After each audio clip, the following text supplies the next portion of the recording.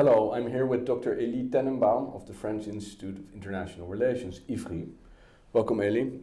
Great to have you here. We've been talking about multi-domain operations today, and we had a discussion about balancing capability versus capacity. Yeah. And specifically, if we think about MDO, there are all these visions of future war flying around about the emergence of new technologies that will augur in a new way of war. But these new capabilities, they also cost a lot of money. And then the question is, quantity becomes a quality in itself, yes. Right? So I wanted to ask you, what do you see as some sort of the key challenges associated with MDO in relation to the capability versus capacity issue?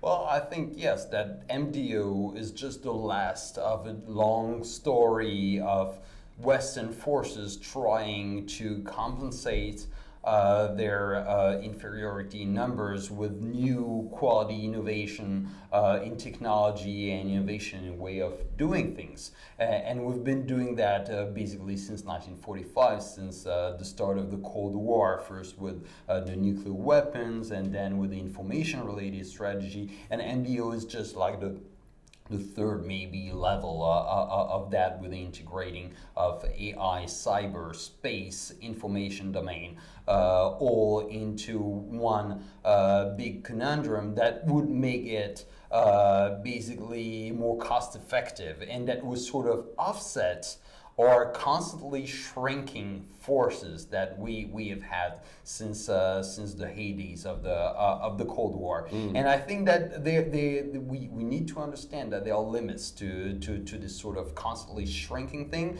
and that probably there's no magic bullet here. And this is probably the main the main message here, is that MDO is not gonna get you to totally cancel the importance of capacity by having a super quality, super capability. Because if you look at the new domains, and if you look at the integration of it, at first it will look at very cost effective, very efficient, that with a single cyber attack you may take down a whole bunch of very quantitative enemy. But then if you scratch a bit the surface, then you'll figure that actually there is a quantitative aspects to all these new domains as well.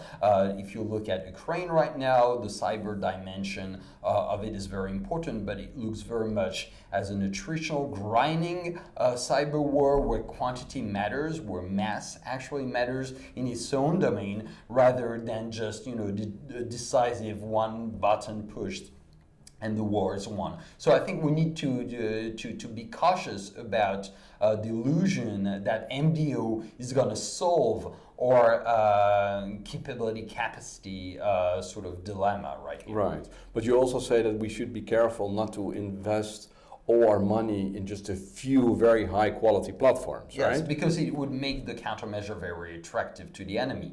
If he sees that we are just over investing and putting all our money on one single game changer, then he will be very incentivized to just put his money on a countermeasure. So we need to go full spectrum. Right, so you need quantity and you need diversity. Yes. So what does that mean then in terms of the implications for defense planning by NATO? Well, first it means that we need to be cautious in the way we allocate the money. I think that's something also that we said at the conference is important, is that if the end user doesn't get the military effects on the battlefield, then all the data, all the connection, the C2 that we created is not for nothing, because we would end up just being basically show watchers of our own war and not actual doers. So we need to keep that in mind. We need to keep thinking basic reflexes on what military strategy is about, on how the terrain unfolds, and and what the force balance is on the battlefield, not only on our plans and our paperwork. Excellent. So you're making an argument to invest in quantity and diversity, in volume, disposableness, cheap. Absolutely. We need to look at attritional assets. We need to look at probably good enough technology, not necessarily always looking at the most high-end, the most performant tech, because sometimes the enemy is not worth it. Literally, and again, we see that in a number of theater of operations right now, that we're using excessively performant weapon systems for destroying targets that could have been, treated in a much more economy of scale and economy of means performance. So I think that we need to keep our head on our shoulders here and look at this sort of economy of means mode. Thank you. Thank you, Élie.